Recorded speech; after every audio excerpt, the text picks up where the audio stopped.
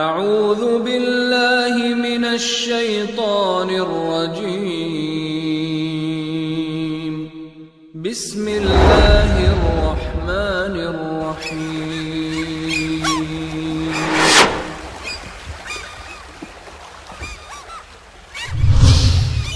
كنتم خير أمة أخرجت للناس تأمرون بالمعروف وتنهون عن المنكر وتؤمنون بالله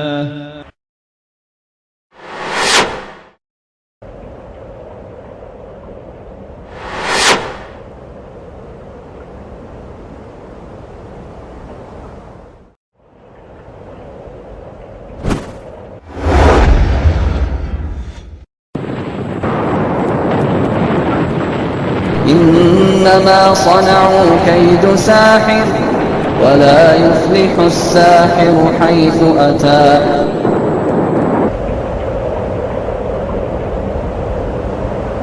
وننزل من القرآن ما هو شفاء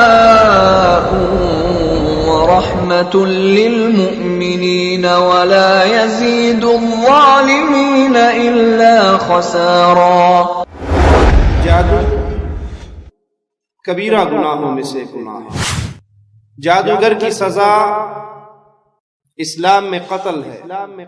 جادو کی کئی اقسام ہیں. جدائی کے لیے جادو کیا جاتا ہے، میاں بیوی کے افتراق کے لیے جادو کیا جاتا ہے، بھائیوں کے درمیان دشمنی ڈالنے کے لیے جادو کیا جاتا ہے. اسی طرح جادو کی اقسام میں سے ایک قسم محبت کرنے کے لیے بھی جادو کیا جاتا ہے. جادو کی ایک قسم تنہائی کا جادو، اکیلے پن کا جادو، تنہا پسندی کا جادو.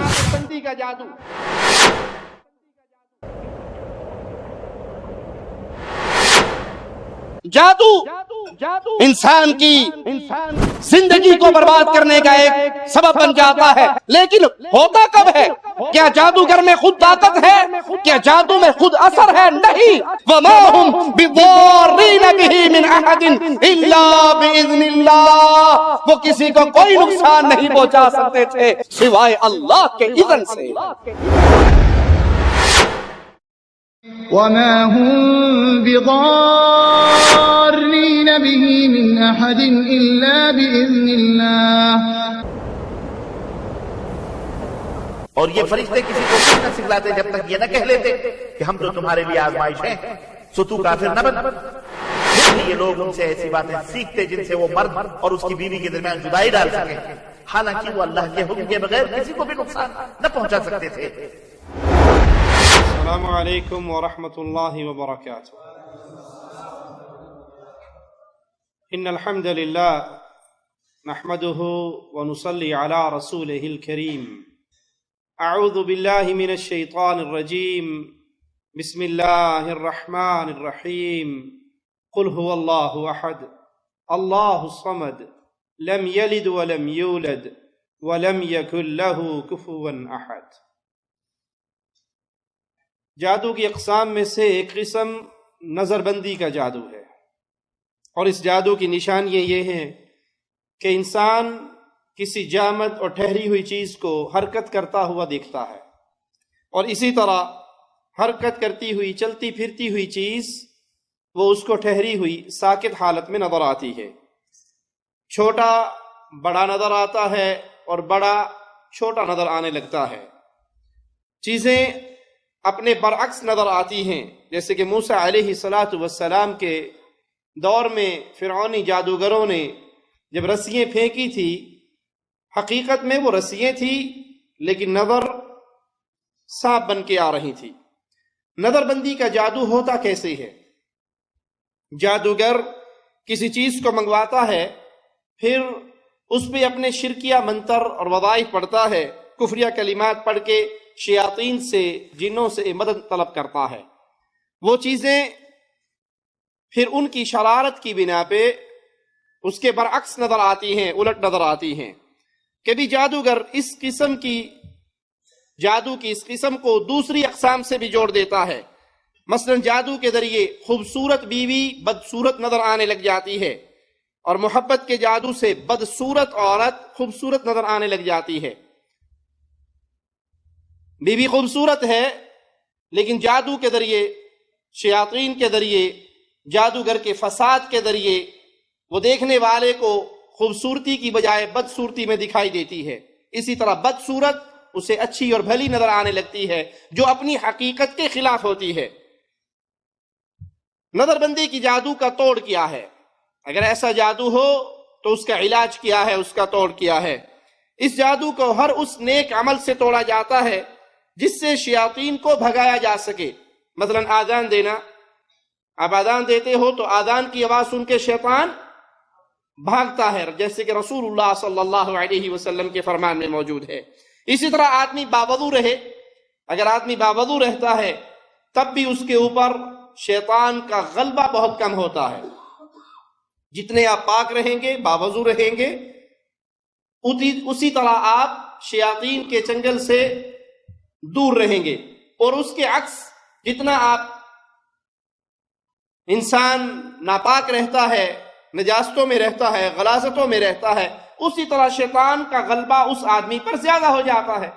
اسی لیے آپ نے دیکھا ہوگا یہ قبروں پہ پڑے ہوئے یہ ملنگ، نہ انہیں نہانے کی تمیز، ان کا یہ نہیں کہ جی نہیں کرتا نہانا، وہ ان کی جادوگری کی تعلیمات میں، پیری فقیری کی تعلیمات میں شامل ہے کہ آپ نے گندا رہنا ہے، ناپاک رہنا ہے، جنبی رہنا ہے، بدبودار رہنا ہے، تاکہ اس کا جسم شیطانوں کا مسکن رہے اور شیطان اس کی باتوں کو سن کے، وہ جنات اس کے حکموں کو سن کے مانتے رہیں.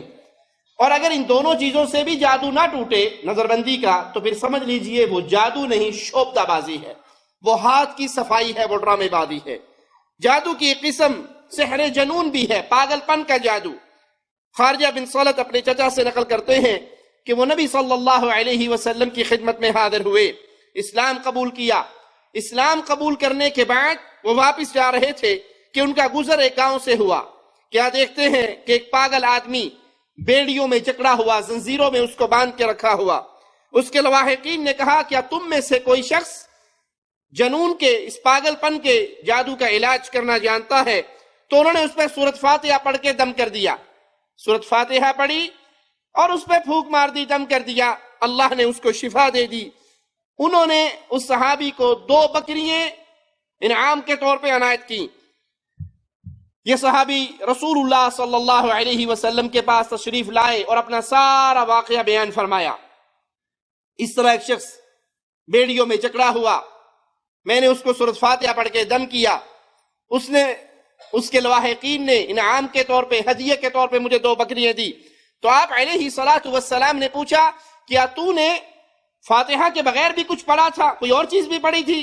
کہا نہیں یا رسول اللہ صلی اللہ علیہ وسلم، میں نے تو صرف سورۃ فاتحہ پڑھی. تو آپ نے فرمایا تمہارا جھاڑ پھونک کے بعد ہدیہ وصول کرنا، قبول کرنا جائز ہے. اس حدیث سے کئی مسائل سمجھ آئے. ایک تو پاگل پن کے جادو کا علاج حدیث سے مل گیا، سورۃ فاتحہ کے شفا ہونے کی دلیل حدیث سے مل گئی، اور اگر دم کرنے کے بعد کوئی شخص ہدیہ دیتا ہے، معاوضہ دیتا ہے، بدلہ دیتا ہے، تحفہ دیتا ہے، تو اس کے قبول ہونے کی دلیل بھی ہمیں اس حدیث سے مل گئی. اور یہاں پہ آپ علیہ الصلوۃ والسلام کا یہ پوچھنا کیا تو نے فاتحہ کے علاوہ بھی کچھ پڑھا، تو یہاں سے بھی دلیل ملی کہ دم کرتے ہوئے قرآن حکیم کی آیات پڑھنی چاہیے یا رسول اللہ صلی اللہ علیہ وسلم کی سکھائی ہوئی احادیث کے ذریعے، دعاؤں کے ذریعے دم کرنا چاہیے. اس کے علاوہ غیر شرعی طریقے جن میں شرکیہ منتر ہو، غیر اللہ کی پکار ہو، غیر اللہ سے مانگنا ہو، یا تعویذ گنڈے ہو جس کے اندر یا علی یا حسن یا حسین یا جبرائیل یا میکائیل، اللہ کے علاوہ کسی کو بھی پکارا گیا ہو، کسی سے بھی مدد مانگی گئی ہو، ان کے ذریعے علاج کروانا اہل ایمان کے لیے جائز نہیں. ایک اور روایت میں ہے وہ صحابی سورۃ فاتحہ پڑھ کر 3 دن صبح شام اس پہ دم کرتے رہے، اور جب آپ سورۃ فاتحہ پڑھ کے فارغ ہوتے تو اس مریض کے اوپر پھونک مار دیتے، دم کر دیتے. اس جادو کی نشانی کیا ہے؟ حواس باختہ، پریشانی اور بھولنے کی بیماری میں مبتلا ہونا، پاگل پن کا دورہ اس کے اوپر پڑا رہنا، بات چیت میں عدم توازن، آنکھوں کا بے رونق ہو جانا، آنکھوں کا پتھرا جانا، کسی بھی کام کو دل جمعی سے نہ کرنا، کسی ایک جگہ پہ چین سکون نہ پانا، اپنے وضع قطع کی طرف توجہ نہ دینا۔ مونچھوں کے بال بڑھ رہے ہیں تو بڑھ رہے ہیں، سر کے بال لمبے ہو رہے ہیں، جوئیں پڑ رہی ہیں، جو کچھ بھی ہے اسے اپنی فکر ہی نہ رہے۔ یہ بیچارہ مریض ہے، اور ہمارے ہاں ایسے مریضوں کو کیا کہتے ہیں؟ جی پہنچی سرکار آنے، یہ بابا بڑا پہنچا ہوا ہے، وہ بیچارہ ہر طرف سے ننگا ہے، بدبو اس کے اندر سے۔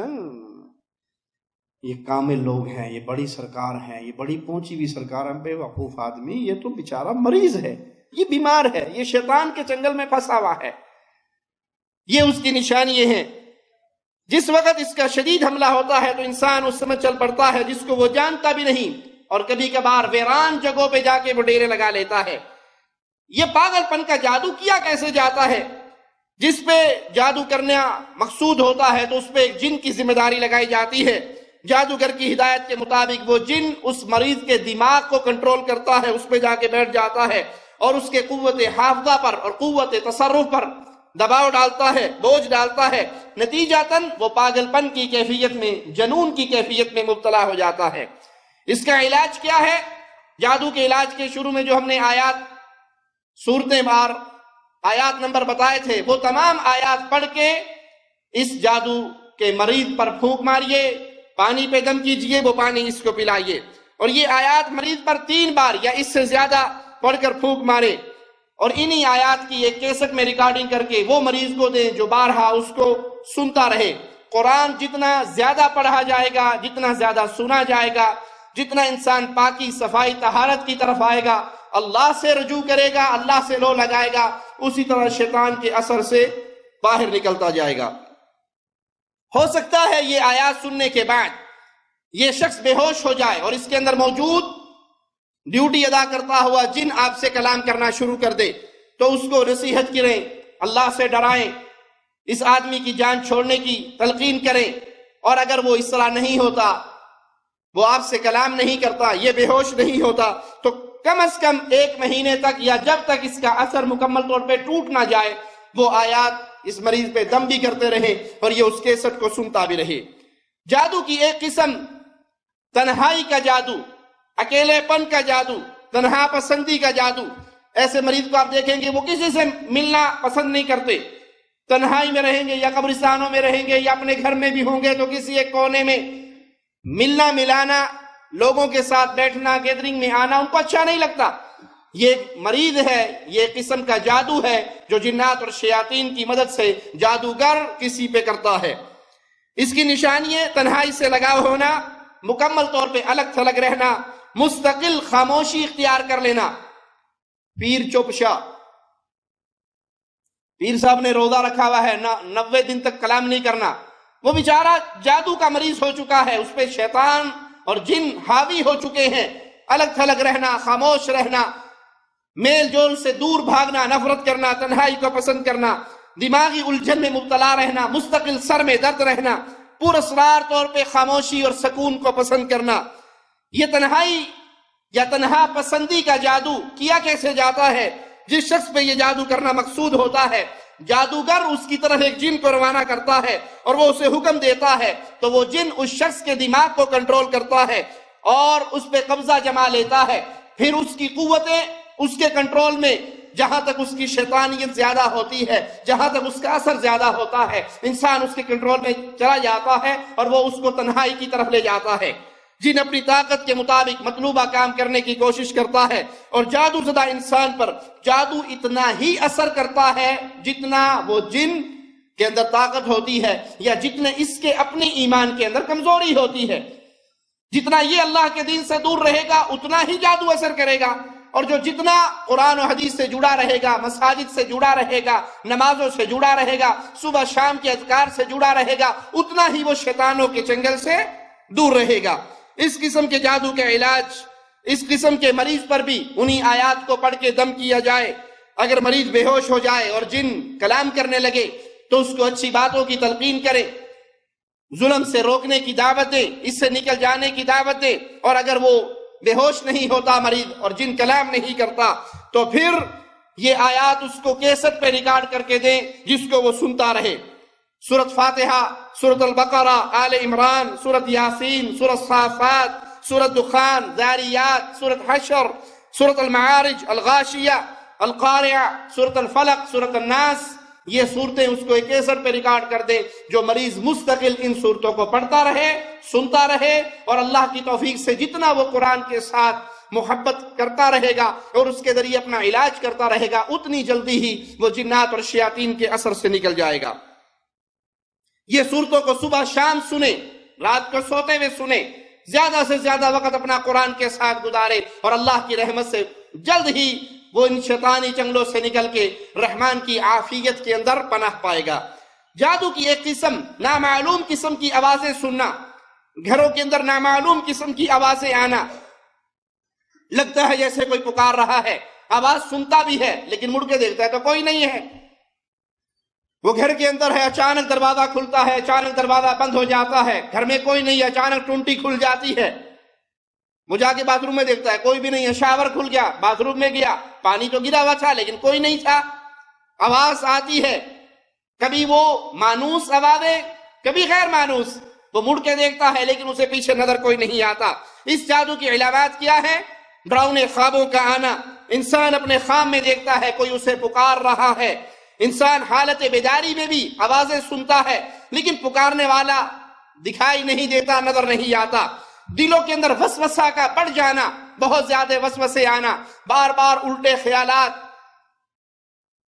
غلط خیالات کا آنا، شیطانی خیالات کا آنا، انسان کا خواب میں ایسا دیکھنا، ایسا مریض اکثر خواب میں دیکھتا ہے کہ وہ پہاڑ سے نیچے گر گیا، بڑی گہری کھائی کے اندر اس نے چھلانگ مار دی اور وہ خواب میں گرتا جا رہا ہے اور گرتے گرتے اچانک ڈر کے اس کی آنکھ کھل جاتی ہے۔ یہ تمام نشانیاں اس قسم کے جادو کی ہے۔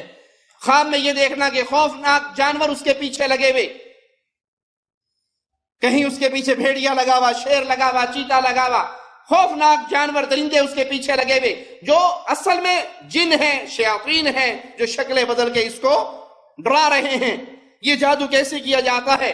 جادوگر کسی جن کو یہ ذمہ داری سونپتا ہے کہ فلاں شخص کو نیند اور بیداری میں پریشان کرے، جن اس شخص کو کبھی تو خواب میں درندے کی شکل میں آ کر ڈراتا ہے، کبھی تو خواب کے اندر جانوروں کی شکل اختیار کر کے ڈراتا ہے، اور کبھی حالت بیداری میں عجیب و غریب قسم کی آوازیں اس کو سناتا ہے۔ کبھی وہ آوازیں جانی پہچانی ہوتی ہیں اور کبھی وہ آوازیں انجان آواز ہوا کرتی ہے۔ اس جادو کے اثرات کبھی تو انسان کو جنون کی حد، پاگل پن کی حد تک پہنچا دیتے ہیں، اور کبھی صرف وسوسے کی حد تک رہتے ہیں۔ جتنا انسان کا ایمان قوی ہوتا ہے اتنا ہی وہ جادو کے اثرات سے محفوظ رہتا ہے، اور جو ایمان میں کمزوری آتی ہے اسی طرح انسان جنات کے چنگل میں پھنستا جاتا ہے۔ اس جادو کا علاج بھی وہی آیات جو ابتدا میں پڑھی گئیں، ان آیات کو پانی پہ دم کر کے اس مریض کو پلائیں، اس پہ دم کریں، مریض بے ہوش ہو جائے، جن ہم کلام ہو تو اس کے سامنے اللہ کا کلام رکھے، کسی پہ ظلم نہ کرنے کی وعید رکھے کہ ظلم انتہائی بڑی چیز ہے، جن نے بھی مر کے اللہ کے پاس آنا ہے، انسانوں نے بھی مر کے اللہ کے دربار میں کھڑے ہونا ہے۔ نصیحت کیجئے، اگر وہ نصیحت کو قبول کر لے اور مریض کے جسم کو چھوڑ دے تو اللہ کا شکر ادا کیجئے، اور اگر وہ بے ہوش نہیں ہوتا، جن ہم کلام نہیں ہوتا، پھر ایسے مریض کو حکم دے کہ وہ سونے سے پہلے وضو کر کے سوئے، اور یہ بڑی عظیم نعمت ہے جس کو مل جائے۔ سونے سے پہلے وضو کر کے سونا اور وتر کی نماز سونے سے پہلے ادا کرنا، یہ اللہ کی طرف سے بہت بڑی نعمت ہے۔ جب انسان وضو کر کے اپنے بستر پہ آتا ہے، پاک صاف ہو کے طاہر ہو کے بستر پہ آتا ہے، تو اللہ کی طرف سے ایک فرشتہ اس کی حفاظت کے لیے اتار دیا جاتا ہے۔ آپ نے دیکھا ہوگا سیکورٹی کا بڑا شدید انتظام ہوتا ہے، اور جس کی جیب بھری بھی ہو، جس کو جان کے خطرے ہوں، وہ اپنے باڈی گارڈ، گن مین رکھتا ہے۔ وہ فری میں آتے ہیں، پیسے لیتے ہیں، اور بعض دفعہ گن مین کتی چوراں نال بھی رل جاندی ہے نا، گن مین ہی مل جاتے ہیں دشمنوں کے ساتھ اور بندے کا پھٹا اٹھا دیتے ہیں، باڈی گارڈ ہی مار دیتے ہیں، ان کا بھروسہ بھی نہیں ہوتا، لیکن انسان پھر بھی اپنی حفاظت کے لیے گن مین رکھتا ہے، سبحان اللہ سبحان اللہ، اللہ کی رحمت پہ قربان جائیں۔ وضو کرتے ہوئے کتنی دیر لگتی ہے؟ 2 گھنٹے، 2 منٹ، تھوڑا سا ٹائم، تھوڑی سی محنت۔ لیکن شیطان کبھی بھی یہ کام کرنے نہیں دیتا آسانی سے۔ کوئی گل نہیں، سویرے چل کل سے شروع کریں، کل سے، آج سو جا رہنے دے، کل سے کر لینا۔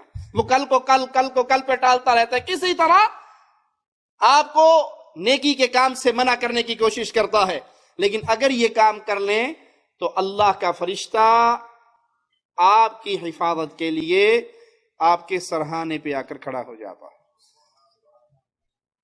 وضو کر کے سوئے، آیت الکرسی پڑھیں، سورت فلق اور سورت ناس یہ پڑھ کر اپنے ہاتھوں پہ پھونک مارے، اور پھر ان ہاتھوں کو پورے جسم پہ، اپنے چہرے پہ پھیر لے۔ سورت صافات صبح کو پڑھے اور سورت دخان رات کو سوتے وقت پڑھے۔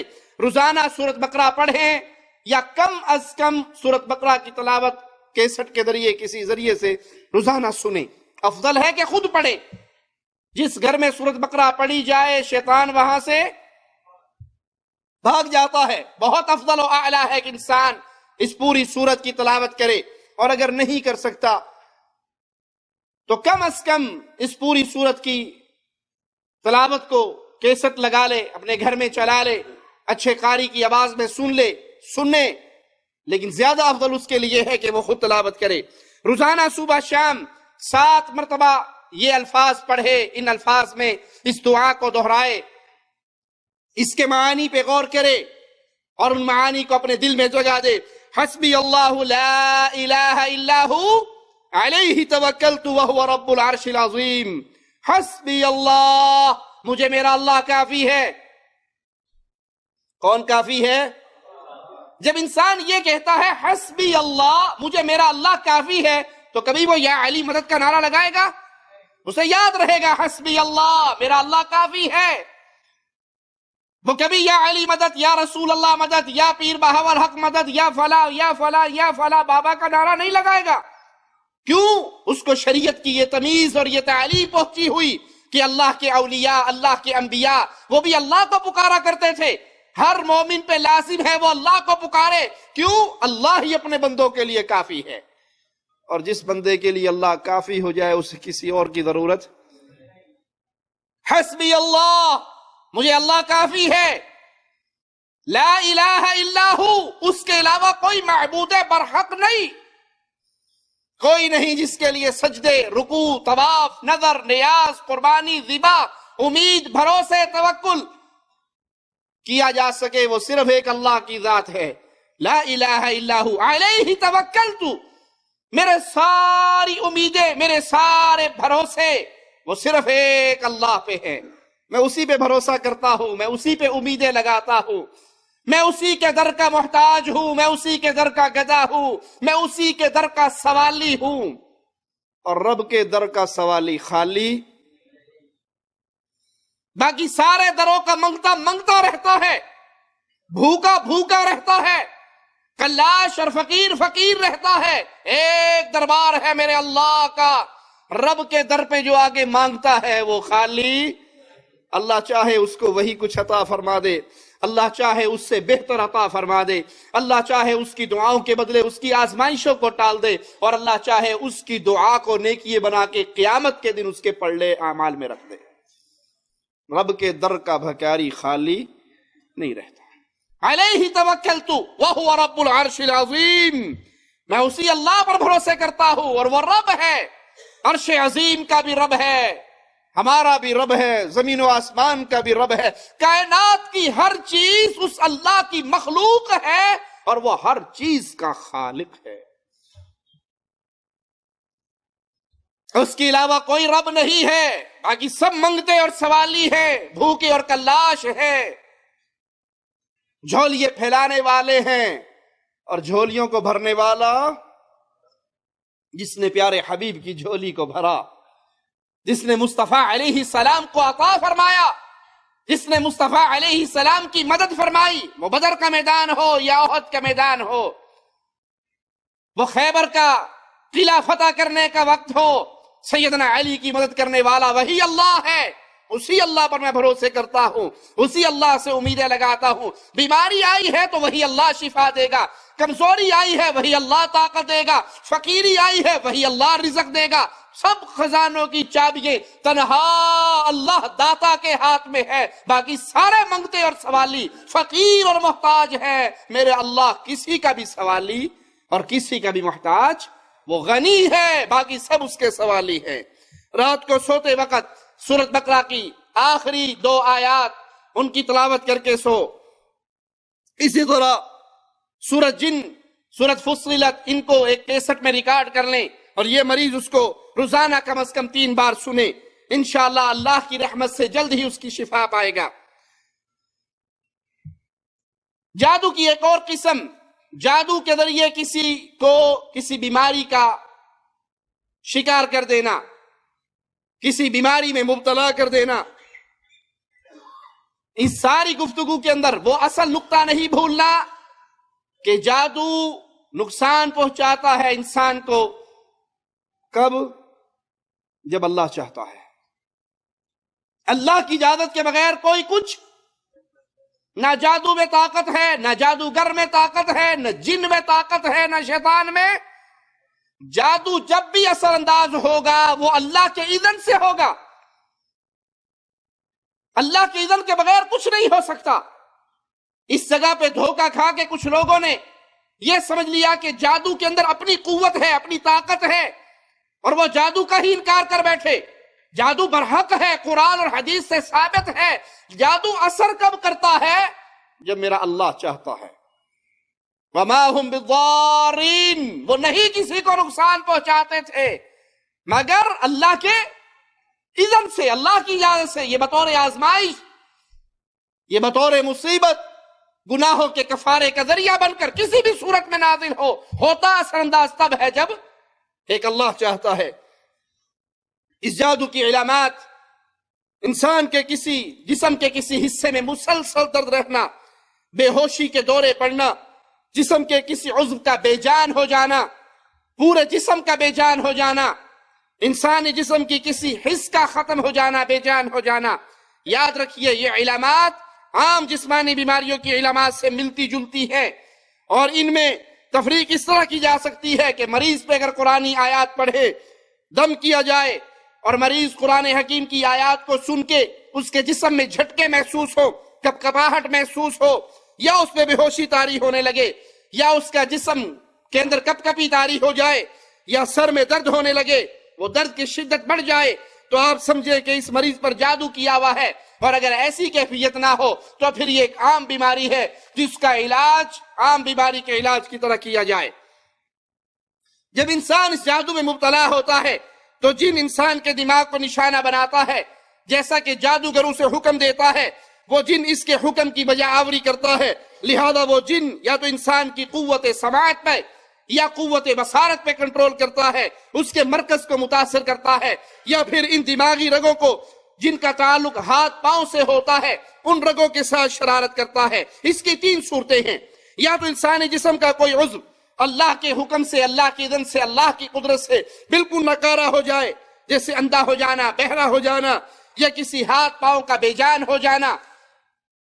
یہ جتنا اثر ہوتا ہے اللہ کی اذن، اللہ کی مرضی اور اللہ کی قدرت سے ہوتا ہے۔ جادوگر کو، شیطان کو قوت دی گئی ہے آزمائش کے لیے۔ یہ دنیا آزمائش ہے، آپ کے لیے بھی، میرے لیے بھی، انسانوں کے لیے اس دنیا میں آزمائش ہے۔ کامیاب ہے وہ انسان جس پہ آزمائش آئے اور وہ اس آزمائش پہ صبر کر کے اللہ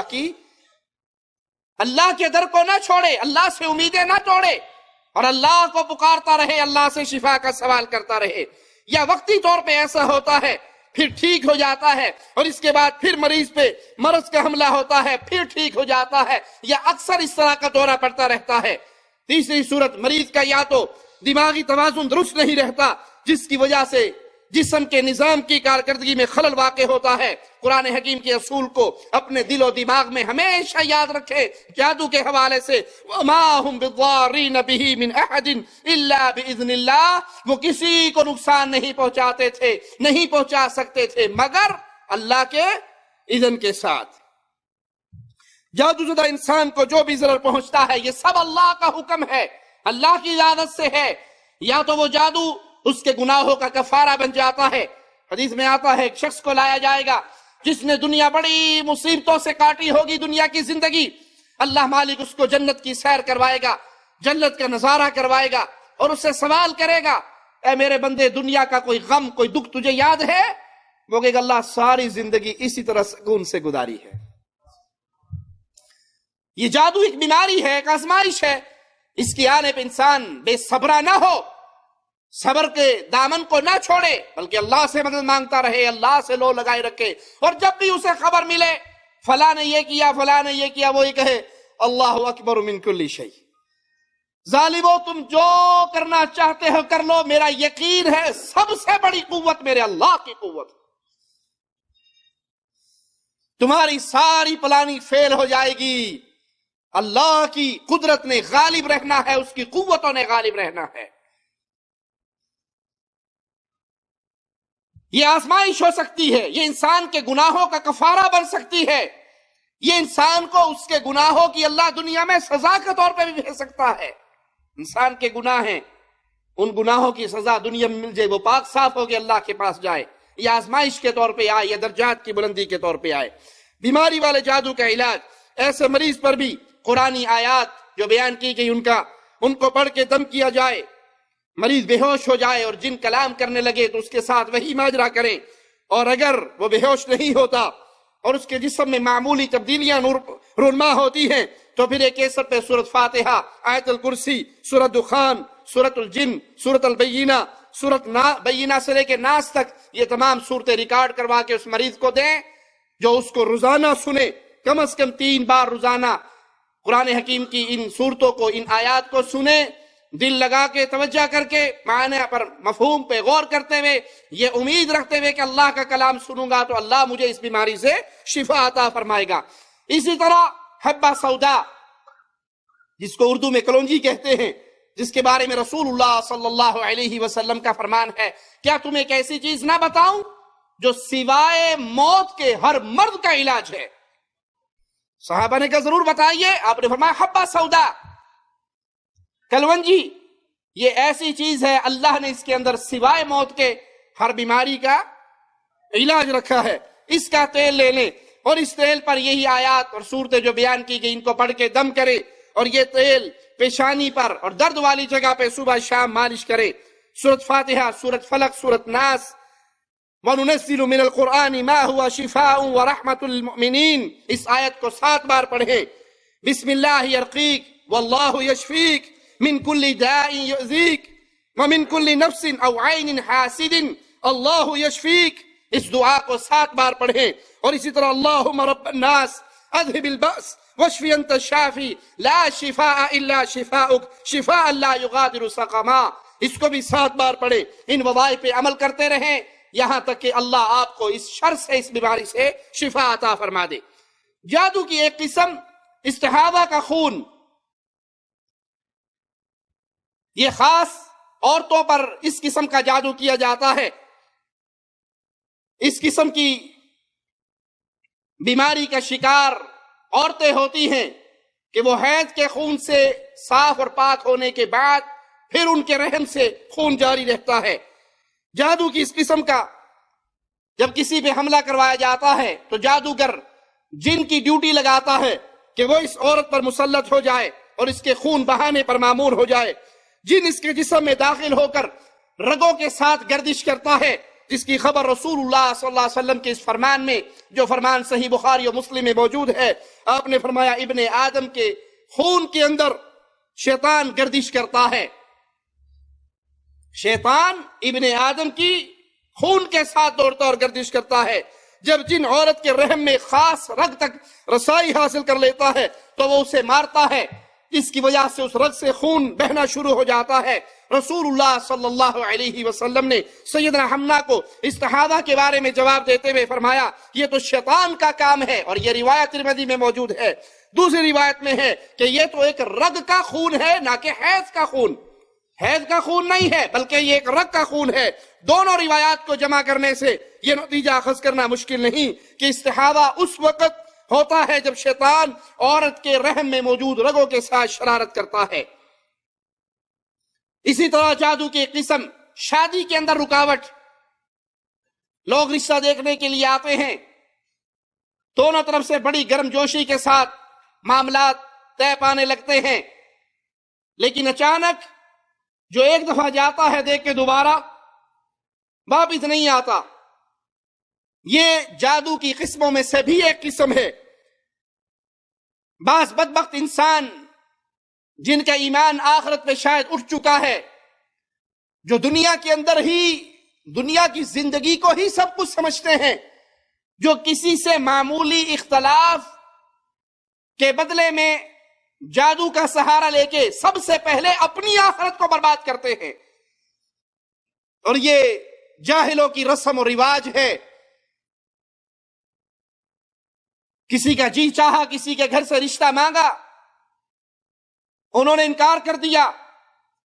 اب یہ غصے میں کہ ہمیں کیوں انکار ہوا، کہتا اچھا نہیں دیتی نا سانو کڑی، ہن بیاہ کے ویکھیا جے، اب اس کا کہیں اور نکاح کر کے دیکھنا، میں دیکھتا ہوں کیسے تم شادی کرتے ہو. بنگالی بابا زندہ باد، ملتانی بابا زندہ باد، فلاں بابا زندہ باد. کیا ہے، پیسے ہی لگیں گے نا. ہمیں نہیں دی تو کسی اور سے بھی نہیں شادی ہونے دیں گے. ارے بھائی، اگر یہ اپنے گھر میں کماری بھی مر گئی، تو نے شادی اس کو نہ کرنے دی، جادو کے ذریعے شیطانی عمل کروا بھی دیا، یہ سوچ تو نے بھی مر جانا ہے، اس نے بھی مر جانا ہے. یہ شادی سے محروم ہوئی ہے، تو ایمان سے محروم ہو گیا. تو نے اس کی دنیا کو برباد کیا ہے، اور اس کبیرہ گناہ کی بنا پہ تیری آخرت برباد ہو گئی. آخرت اتنی سستی تو نہیں ہے کہ چھوٹے چھوٹے مسئلوں پہ انتقام لینے کے لیے جادو کی راہ کو اختیار کر کے انسان اللہ کے ساتھ کفر کر بیٹھے. پوری دنیا آخرت کے مقابلے پہ اتنی حقیر ہے.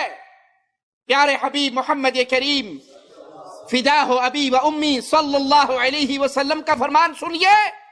پوری دنیا اللہ کے ہاں مچھر کے ایک پر کے برابر بھی قیمت رکھی ہوتی، اللہ کسی کافر کو ایک گھونٹ پانی بھی نہ دیتا.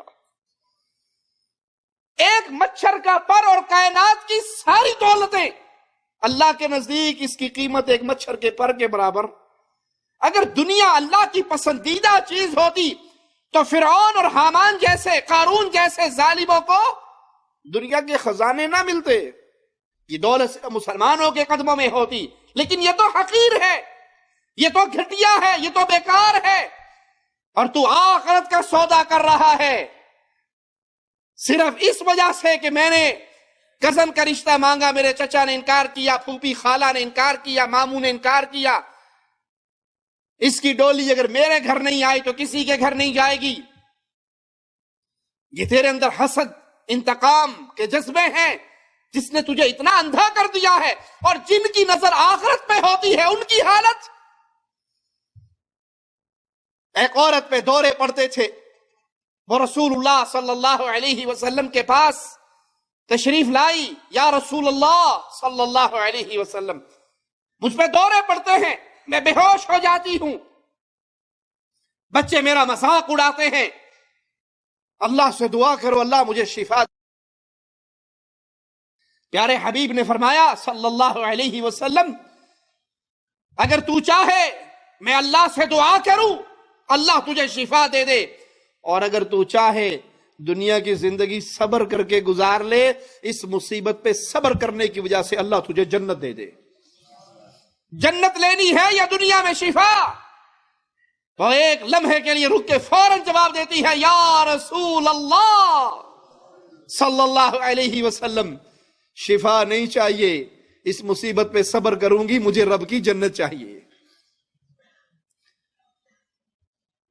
سیدنا عبداللہ ابن عباس کے پاس سے وہ عورت گزری، آپ کے شاگرد آپ کے ساتھ ہیں. کہا میں تمہیں ایک ایسی بڑھیا کی خبر دوں جو ہمارے ساتھ اس دھرتی پہ زندہ ہے، لیکن جب مرے گی سیدھی جنت میں جائے گی. شاگرد کہتے ہیں اتنی بڑی بات، اتنی عظیم عورت، ہم اس کو دیکھ سکتے ہیں ہمارے سامنے موجود، زندہ، چلتی پھرتی، مرتی جنت کی مہمان. وہ کون ہے؟ آپ نے فرمایا وہ کالی بوڑھی عورت کہا آپ کو کیسے پتا لگا؟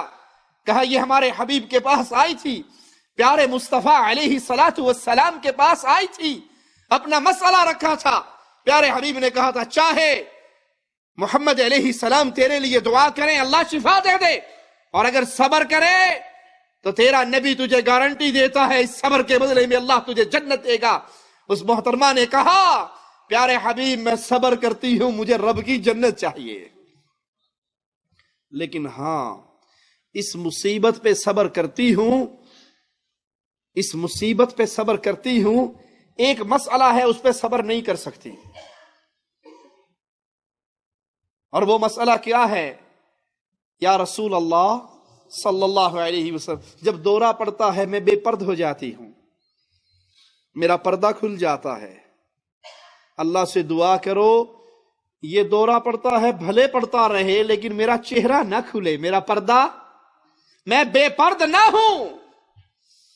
کیا ان کا بھی کوئی رشتہ ہے پیارے حبیب کے صحابہ سے جو اپنی بیوی کو خود لا کر اپنے دوستوں کی محفل میں بٹھاتے ہیں، لڑائی کرتے ہیں بیگموں سے؟ ہمارے دوست آئے تھے، تو نے کھانا ٹرے سجا کر ان کے سامنے لا کر کیوں نہیں رکھی، ناک کٹوا دیا، وہ ہمیں دقیانوس کہہ کر گئے۔ اس دقیانوسی کے جملے کو برداشت کر لو، دیوس ہونے کے جملے کو برداشت نہ کرو۔ اگر آپ کی بیگم آپ کے بھائی کے سامنے، اپنے دیور جیٹھ کے سامنے، آپ کے کزنوں کے سامنے، آپ کے دوستوں کے سامنے بے پرد ہو کر نہیں آتی، اور کوئی آپ کو لاکھ دفعہ کہتا ہے کہ یہ دقیانوس ہے، اسے کو مجھے کوئی ٹینشن نہیں، لیکن اگر میری بیوی بے پرد ہو کے غیر محرم مردوں کے سامنے گھومتی سج دھج کے پھرتی رہے تو محمد علیہ السلام کی شریعت مجھے دیوس کہتی ہے۔ میں دیوس نہیں بن سکتا، دقیانوس بن سکتا ہوں۔ دورہ پڑتا ہے تو پڑے، بے پرد نہ ہوں۔ جن کی نظر آخرت پہ لگی ہوتی ہے وہ انتقام کی چنگاری میں اپنے آپ کو ایسا نہیں جلاتے کہ انتقام لینے کے لیے وہ جادو کی راہ پہ چل پڑے۔ ان کی نظر تو ہوتی ہے دنیا میں جو کچھ جاتا ہے چلا جائے، رب کی جنت کا سودا ہاتھ سے نہ گوا بیٹھو۔ انتقام لینے کے لیے اس راستے کو اختیار کرنے والی اللہ سے ڈریں۔ بعض بدبخت انسان جادوگر کے پاس جاتے ہیں اور اس سے یہ ڈیمانڈ کرتے ہیں کہ فلاں عورت پہ، فلاں لڑکی پہ یا فلاں لڑکے پہ ایسا جادو کرو کہ وہ شادی نہ کرے، وہ شادی سے انکار کر دے۔ جادوگر اس کا اور اس کی ماں کا نام پوچھتا ہے، وہ اس کو نام بتاتے ہیں، وہ جن کی ڈیوٹی اس کے ذمہ لگا دیتا ہے، وہ جن جا کر اس کے اوپر کسی بھی حالت میں اس کے اندر داخل ہونے کی کوشش کرتا ہے۔ اور وہ حالتیں کون سی ہے جس میں شیطان اس پہ قابو پا سکتا ہے یا اس کے اندر داخل ہو سکتا ہے؟ شدید ڈر اور خوف کی حالت، انتہائی شدید غصے کی حالت، انتہائی شدید غفلت کی حالت، لذت اور شہوت کی حالت۔ جب جن اس پہ قابو پا لیتا ہے تو پھر دو میں سے کوئی ایک صورت اختیار کرتا ہے، یا تو عورت میں داخل ہو کے اس کے دل میں ہر اس آدمی کی نفرت بٹھا دیتا ہے جو نکاح کا پیغام لے کر آتا ہے۔ ماں باپ لڑکی سے مشورہ کرتے ہیں اور اس کے دل میں منگیتر کے خلاف نفرت کا سمندر جوش مار رہا ہوتا ہے، وہ انکار کر دیتی ہے۔ یا عورت میں اگر جن داخل نہ ہو سکے تو وہ مرد کے دل میں یہ خیال ڈالتا ہے کہ یہ عورت بدصورت ہے، یہ عورت بری ہے، اور یہی کچھ وہ عورت کے ساتھ بھی کرتا ہے۔ یا تو اس کے اندر داخل ہو کے کنٹرول پا لیتا ہے، اور اگر اندر داخل نہیں ہو سکتا تو وسوسے کے ذریعے اس کے دل میں ایسے وسوسے ڈالتا ہے کہ مرد کو عورت بری شکل میں نظر آتی ہے اور عورت کو مرد بری شکل میں نظر آتا ہے، جس کا نتیجہ یہی نکلتا ہے کہ وہ رشتہ آتا ہے لیکن انکار ہو جاتا ہے۔ اور اگر ابتدائی طور پہ لڑکی ہاں بھی کر دے تو شیطان مسلسل وہ جن اس کے پیچھے اس کے دل میں وسوسے ڈالتا رہتا ہے، یہاں تک کہ وہ ابتدائی انکار، اقرار، بعد میں انکار کی صورت اختیار کر لیتا ہے۔ اس جادو کی علامات مختلف اوقات میں سر کا درد ہونا جس کا دوائی سے علاج نہ ہو سکے، دل کے اندر انتہائی تنگی، گھٹن محسوس ہونا، اور خاص طور پہ عصر کے وقت سے لے کے آدھی رات تک انسان کی چھاتی پہ شدید بوجھ، تنگی کی کیفیت، گھٹن کی کیفیت ہو، منگیتر کا انتہائی برے منظر میں نظر آنا. بندہ اچھا بھلا ہے، خوبصورت ہے، لڑکی اچھی بھلی ہے، خوبصورت ہے، لیکن دیکھنے والے منگیتر کے سامنے وہ ایک بھدی شکل میں، ڈراؤنی شکل میں، بری شکل کے اندر نظر آتی ہے.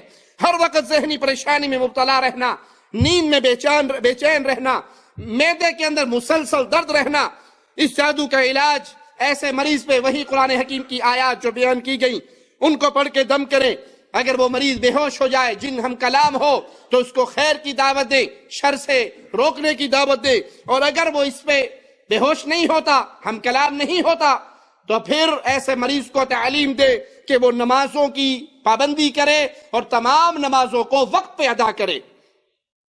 گانے، میوزک، فلمیں، بے حیائی کے معاملات سے اپنے آپ کو بچا کے رکھے، کیونکہ انسان جتنا گانوں کی طرف، فلموں کی طرف، بے حیائی کی طرف جاتا ہے اتنا شیطان کا اس پہ حملہ کرنا آسان ہو جاتا ہے. سونے سے پہلے باوضو ہو کر اور آیت الکرسی پڑھ کر سوئیں. بستر پہ لیٹ جائیں تو سورۃ الفلق اور ناس پڑھ کر اپنے ہاتھوں پہ پھونک مار کے ان ہاتھوں کو پورے جسم پہ پھیر لیں. آیت الکرسی کو ایک کیسٹ میں، ایک گھنٹے کی کیسٹ میں ریکارڈ کروائیں تکرار کے ساتھ مسلسل، اور اس کو روزانہ سنیں.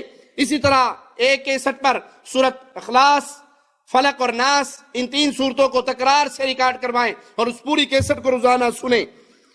جو آیات بیان کی گئی ان کو پڑھ کر پانی پہ دم کرے. وہ پانی مریض کو پلا بھی دے اور دم والے پانی کو باقی پانی سے ملا کر ایسے مریض کو نہلائیں بھی، اور 7 دن تک کم از کم یہ عمل کرتے رہیں. روزانہ فجر کے بعد لا الہ الا اللہ وحدہ لا شریک لہ لہ الملک ولہ الحمد وہو علی کل شیء قدیر، اس کو 100 بار پڑھیں. ایک بہت بڑے عالم کا واقعہ ہے کہ وہ ایک ایسے مریض کا علاج کر رہے جس کے اندر جن موجود ہے. تو جن حاضر ہو گیا. انہوں نے کہا اس سے نکل جا. کہا اس شرط پہ نکلتا ہوں کہ اس سے نکل کے میں آپ کے اندر آ جاؤں گا.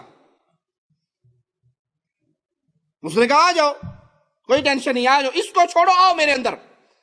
تو تھوڑی دیر میں وہ رونے لگ گیا. تو وہ شیخ کہنے لگے روتے کیوں ہو، تو میرے اندر کیوں نہیں آ رہے؟ کہ آپ نے فجر کی نماز کے بعد لا الہ الا اللہ وحدہ لا شریک لہ لہ الملک ولہ الحمد وہو علی کل شیء قدیر 100 مرتبہ پڑھا. جو انسان 100 مرتبہ فجر کے بعد یہ وظیفہ کر لیتا ہے، جن اس کے اندر داخل نہیں ہو سکتا. جادو کے بارے میں ایک اہم بات کو یاد رکھے. اگر جادو کے مریض کے معدے میں، پیٹ میں مسلسل درد رہتا ہے تو اس کا معنی یہ ہے کہ کسی چیز پہ جادو کر کے اس کو کھلایا یا پلایا گیا ہے. کھلانے پلانے کا جادو اکثر ہوتا ہے اور یہ سب سے زیادہ اثر انداز ہوتا ہے. قرآنی علاج کے مسئلے پر 2 باتوں کو یاد رکھے. سب سے پہلے جس سے آپ علاج کروانے گئے ہیں اس کے بارے میں تسلی کر لے کہ یہ اللہ کی شریعت کے احکامات پہ عمل کرنے والا ہے یا نہیں. واضح 2 ٹوک واضح یاد رکھے. اگر وہ مشرک ہے، وہ کسی قبر کے اوپر، عبادت کے مرکز کے اوپر جہاں غیر اللہ کی پوجا ہوتی ہے بیٹھا تعویذ گنڈے کر رہا ہے، قبروں پہ بیٹھا ہے، مزاروں پہ بیٹھا ہے، پیر کے سامنے آ کے لوگ سجدے کر رہے ہیں، اس کے گھٹنوں کو، پاؤں کو چوم رہے ہیں، سجدے کی کیفیت میں اس کے سامنے جھک رہے ہیں، یا اس نے اپنی علاج گاہ کے اندر یا علی یا رسول اللہ یا حسن یا حسین یا فاطمہ کی سینریاں لگا رکھی ہیں، یا وہ تعویذ دیتے ہوئے اس کے اوپر یا علی یا حسن یا حسین لکھتا ہے. سیدنا علی، سیدنا حسن، سیدنا حسین، سیدہ فاطمہ، محمد کریم صلی اللہ علیہ وسلم، ان سب پہ ایمان ہمیں اپنی جان سے زیادہ عزیز ہے. ان کی محبت ہماری روح کے اندر کوٹ کوٹ کے جسم میں بھری ہوئی ہے. ہم اس بندے کو کافر جانتے ہیں جو بندہ پیارے حبیب سے، سیدہ فاطمہ سے، سیدنا علی سے، سیدنا حسن اور حسین سے نفرت کرتا ہے یا ان کے بارے میں تھوڑی سی بھی توہین کے جملے اپنے دل میں پیدا کرتا ہے، یقین رکھتا ہے ان کی اہانت اور توہین پہ، وہ بندہ کافر ہے، اس کا اسلام سے کوئی تعلق نہیں ہے. یہاں پہ کوئی لوگ دھوکہ دے، دیکھیں جی یہ یا رسول اللہ سے روکتے ہیں، یا رسول اللہ مدد کے نعرے سے منع کرتے ہیں، تو ہمیں کہنے دیجئے ہم پیارے حبیب سے محبت کرنے والے، سیدنا علی سے محبت کرنے والے، اہل بیت سے محبت کرنے والے. اور اس سے بڑھ کے ایک جملہ کہوں، اگر زندگی میں کبھی بھی قوم کو حسینیت میں تقسیم کیا جائے، قوم کے امت کے 2 فرقے بنائے جائیں، حسین سے پیار کرنے والے ایک طرف ہو جائے اور حسین سے نفرت کرنے والے ایک ہو جائے، تو اللہ کی قسم ہمارا پلڑا سیدنا حسین کے پلڑے میں ہوگا. ہم سیدنا حسن کے ساتھ ہوں گے، ہم سیدنا علی کے ساتھ ہوں گے، ہم ام کلثوم کے ساتھ ہوں گے، سکینہ کے ساتھ ہوں گے، علی کے ساتھ ہوں گے، اہل بیت کے ساتھ ہوں گے، اصحاب محمد رسول اللہ کے ساتھ ہوں گے. ہم اور ہر اس بندے سے محبت کرتے ہیں جو حسن و حسین سے محبت کرے، علی و فاطمہ سے محبت کرے، رسول اللہ اور اصحاب رسول اللہ سے محبت کرے، اور ان سے برات کرتے ہیں جو اہل بیت کے دشمن ہیں، اصحاب مصطفیٰ کے گستاخ ہیں. ہم ان کے انکاری ہیں، ان کے ایمان کے بھی انکاری ہیں. لیکن اس کا یہ معنی تو نہیں کہ مصطفیٰ سے پیار کرنا ہو تو مصطفیٰ کو اللہ والا مقام دیا جائے. یا اللہ مدد اللہ کی عبادت ہے، یا رسول اللہ مدد رسول اللہ کی عبادت ہے، یا اللہ مدد اللہ کی پکار اور عبادت ہے، یا علی مدد علی کی عبادت اور اس کی پکار ہے. ہم اہل بیت سے محبت کرتے ہیں، اصحاب مصطفیٰ سے محبت کرتے ہیں، عبادت میں ان کو اللہ کا شریک نہیں بناتے. معالج اس سے علاج کروائے جو مواحد ہو. کسی جادو کے مرض میں اگر موت آتی ہے تو قبول ہے، کسی مشرک کے در پہ جا کے علاج کروانا قبول. اگر کوئی بے نماز ہے علاج کرنے والا، اپنا دامن ہاتھ روک لے. جو بے نماز ہے اللہ کا باغی ہے، اس کے ہاتھ میں خیر کیسے جاری ہوگی؟ کئی پیر دعویٰ کرتے ہوئے نظر آئیں گے، جی وہ تسی پڑھ لو نماز، اسی اندروں اندروں پڑھی ہے، ساڑھا دل 24 گھنٹے اللہ اللہ کرتا رہتا ہے. ہم ایسے مقام پہ پہنچ گئے ہیں اب نمازوں کی ضرورت نہیں. یہ شیطان ہے، شیطان ہے جس کو سجدے کی اب کوئی فائدہ اس کو سجدہ دے سکتا نہیں دے سکتا. کسی مشرک سے، کسی بدعتی سے، کسی قبر کے پجاری سے، کسی مردوں کے پجاری سے، کسی تعویذ گنڈے والے، عزت کے ڈاکو، ایمان کے ڈاکو سے علاج نہ کروائیں. علاج کرواتے ہوئے پہلی شرط یاد رکھے، وہ مواحد ہو، متبع سنت ہو، نمازی ہو، متقی ہو، پرہیزگار ہو، عزتوں کا لٹیرا نہ ہو. گجرانوالہ کے سلیم قادری کو یاد رکھے علاج کروانے سے پہلے جس نے 300 عورتوں کے ساتھ بدکاری کی. کراچی کے بنگالی بابا کو یاد رکھے جس نے عورت کی عزت لوٹنے کی کوشش کی. ایک تھی جو پکڑی گئی، کتنیوں کی لوٹ چکا ہوگا جس کی خبر قوم کو نہیں ہے. سندھ کے الو والے بابا کا حال یاد رکھیں، جو بی بی پسند آتی ہے اس کو رات 2 بجے بلاتا ہے علاج کے لیے. یہ عزتوں کے ڈاکو ہے. کیوں؟ انہوں نے سب سے پہلے اللہ کی توحید کو چھوڑ کے شرک کیا ہے، اور جو بندہ مشرک ہو جاتا ہے وہ بے غیرت بھی ہو جاتا ہے. علاج کروائیے مواحد سے، اہل توحید سے، متبع سنت سے، نمازی پرہیزگار سے. اور علاج کرواتے ہوئے یقین کامل رکھیں کہ یہ قرآن حکیم اللہ نے بطور شفا ہمارے لیے اتارا ہے. اس قرآن میں شفا ہے. اس قرآن کا سننا، اس کا پڑھنا، اس پہ عمل کرنا، یہ شفا ہے. جب آپ کا اس طرح اللہ کے اوپر بھروسہ ہوگا، اہل توحید سے آپ کا رشتہ ہوگا، اللہ کی توحید کو سمجھنے والے ہوں گے، شرک سے برات کریں گے، بدعات سے برات کریں گے، تو پھر اللہ سے امید ہے اللہ اس دنیا میں بھی ہماری حفاظت فرمائے گا، اور اللہ آخرت میں بھی ہمیں جہنم کی آگ سے محفوظ فرمائے گا. اللہ ہمارے گناہوں کو معاف فرما دے، اللہ ہماری خطاؤں کو معاف فرما دے، اللہ ہماری سیاہکاریوں کو معاف فرما دے، اللہ ہمیں زندہ رکھ، ایمان پہ رکھ، اللہ ہمیں موت دے، اس حال میں دے تو ہم سے راضی ہو اے اللہ، ہم تجھ سے راضی ہوں اے اللہ.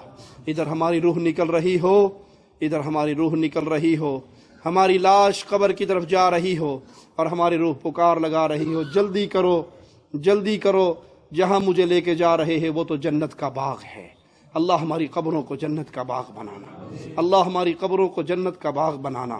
اللہ تجھے تیرے پیارے ناموں کا واسطہ ہے ہماری قبر کو جہنم کا گڑھا نہ بنانا. اللہ تجھے تیرے پیارے عظیم چہرے کا واسطہ ہے ہمیں جنت الفردوس میں محمد کریم کا پڑوسی بنانا، اہل بیت کا پڑوسی بنانا، اصحاب رسول اللہ کا پڑوسی بنانا. اللہ زندہ رکھنا، توحید پہ رکھنا، لا الہ الا اللہ کی دعوت کی خدمت کرتے ہوئے زندہ رکھنا، اور یہی لا الہ الا اللہ ہماری زبان سے نکل رہا ہو جب ہماری روح پرواز کر رہی ہو. اقول قولی ھذا واستغفر اللہ لی ولکم ولسائر المسلمین فاستغفروہ انہ هو الغفور الرحیم.